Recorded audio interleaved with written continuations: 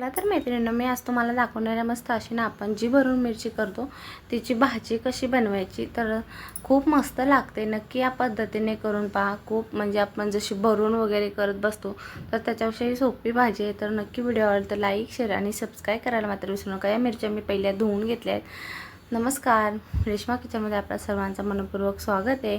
तर इथे ना ह्या मिरच्या मी धुवून घेतल्या आणि मग ह्या अशा चिरून घेतल्या। पहिल्या धुवून घेतल्या, पुन्हा धुवून घेतल्या, कारण आतमध्ये ज्या बिया असतात ना त्या पूर्णपणे काढून घ्यायच्या। 2-3दा धुतले ना की बी पूर्ण त्या पाण्यातून निघून जाते। आणि उभं चिरून कांदा घेतला। आता फोडणीसाठी आपण तेल घेतलं, त्याच्यामध्ये वापरले आपण बडीशेप। बडीशेप ना अख्खी वापरायची किंवा थोडीशी जाडसर तुम्ही खलबत्त्यामध्ये कुटून वापरले तरी चालणार आहे। मग मोहरी घातली थोडी आणि जिरं वापरायचं आपल्याला फोडणीला। तर हे अशी आपल्याला फोडणी तयार करायची। बडीशेप एवढ्यासाठी घालायचे, खूप मस्त लागते फोडणीमध्ये। आपण मिरचीला त्या बडीशेप घातली ना खूप मस्त लागते, चव भारी येते तिची बडीशेपची त्या मिरचीला। तर नक्की अशी ना भाजी करून पहा। त्यानंतर घालायचा आहे आपल्याला उभा जो चिरून स्लाइसमध्ये कांदा घेतला ना तो घालून घ्यायचा आहे। मी इथं 2 मीडियम साईजचे छोटे छोटे कांदे चिरून घेतले होते। तर थोडेसे ना आपण हे परतून घ्यायचे। आपण इथे मीठ वगैरे काहीच वापरलं नाही, फक्त तेलामध्ये ना तेल आहे ना तुम्ही तुमच्या आवडीनुसार कमी जास्त ठेवू शकता। मी इथे एक पळीभर तेल वापरलं होतं, त्याच्यामध्येच आपण फोडणी करत आहोत। तर कांदा थोड्या वेळासाठी परतल्यानंतर असा लालसर थोडासा झाला ना की जी आपण मिरची घेतली ना गोलसर चिरून, तर ती ना याच्यामध्ये आपल्याला काढून घ्यायची कढईमध्ये आणि थोडा वेळ मिक्स करायचे कांद्यामध्ये। तिखट मसाले वगैरे आधी काहीच नाही वापरायचं आपल्याला, फक्त मिरची जी फोडणी आपण कांदा केलाय त्याच्यावरतीच टाकायची आणि मस्त अशी परतून घ्यायची आपल्याला थोडा वेळ। आता ही एकसारखी आपण मिक्स केली कांद्यामध्ये। आता ह्याच्यावरती झाकण ठेवायचं आहे, थोडंसं मीठ घालायचं आहे आणि फक्त मिरचीसाठी मीठ वापरायचं आहे, वाफण्यासाठी। बाकी पण पूर्ण भाजीला जो वापरतो ना तो मीठ नाही इथे एकदाच वापरायची। तर इथे आहे ना आपण फक्त मिरची सॉफ्ट व्हावी एवढ्यासाठी मीठ वापरलं। झाकण ठेवून 1-5 मिनिटं ना वाफ काढून घ्यायची। पहा मिरचीचा कलर थोडासा मऊसूत होत चाललेला आहे। तर जेवढी आपल्याला वाफव शिजवता येईल ना, वाफ काढता येईल तेवढी काढून घ्यायची। पुन्हा झाकण ठेवायचं आपल्याला त्याच्यावरती आणि पुन्हा आपल्याला वाफ काढून घ्यायची। असं 2 वेळ करायचं आणि मग ह्याच्यामध्ये घालायचं हळद घालायची, थोडीशी लाल मिरची पावडर घालायची। जर मिरची तिखट नसेल, तुम्हाला जेवढं तिखट हवं तर इथे तुम्ही तिखट मिरची पावडर वापरू शकता। त्याबरोबर धने पावडर वापरायची। जे मसाले आहेत ना हे आपल्या आवडीनुसार कमी जास्त करायचे। इथे शेंगदाण्याचा कूट मी वापरला आहे, 3 ते 4 चमचे इतका। पोहे खातो त्या चमच्याने आपण इथे शेंगदाण्याचा कूट वापरलाय।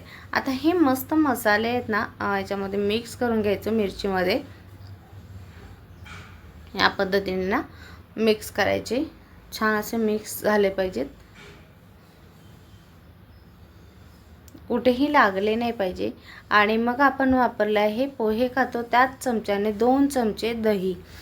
तर दही जास्त आंबट नसावा मिरचीला जेव्हा वापरतो तर तो थोडासा गोड थोडासा आंबट या पद्धतीने दही असावा।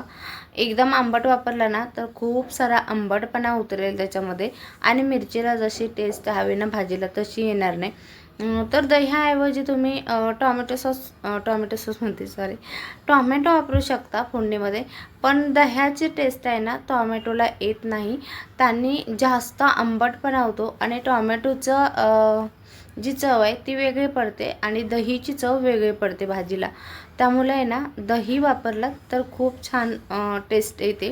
तर दही एकसारखं मिक्स करून घ्यायचं, कुठेही आपल्याला दहीचं पांढरटपणा दिसलं नाही पाहिजे। मस्त मिक्स झालं ना पुन्हा एक झाकण ठेवायचं, 1-5 मिनिटं वाफ काढायची पहा आणि पुन्हा हे मिक्स करून घ्यायची। म्हणजे मसाले कसे होतात, आपण तेलावरती कसे खमंग परतून घेतो मसाले, त्या पद्धतीने भाजीला लागतात आणि भाजीमध्ये मस्त तेलावरती भाजल्या पण जातात। आता याच्यामध्ये घालायचं एक छोटी वाटी भरून पाणी घालायचं। ते कशासाठी, भाजीचे मसाले जे आपण भाजीला वापरले ते दही किंवा कांदा आपण ते फोडणीमध्ये मोहरी जिरे आणि आपण बडीशेप वापरली तर त्यांची टेस्ट एकदम भारी अशी रसरशीत उतरवावी, त्याच्यासाठी इथे अर्धी छोटी वाटी भरून पाणी घातलं आता वाफ काढून घ्यायची पुन्हा एकदा झाकण ठेवून आणि मग मिक्स करायचं आणि पहा किती मस्त दिसते भाजी.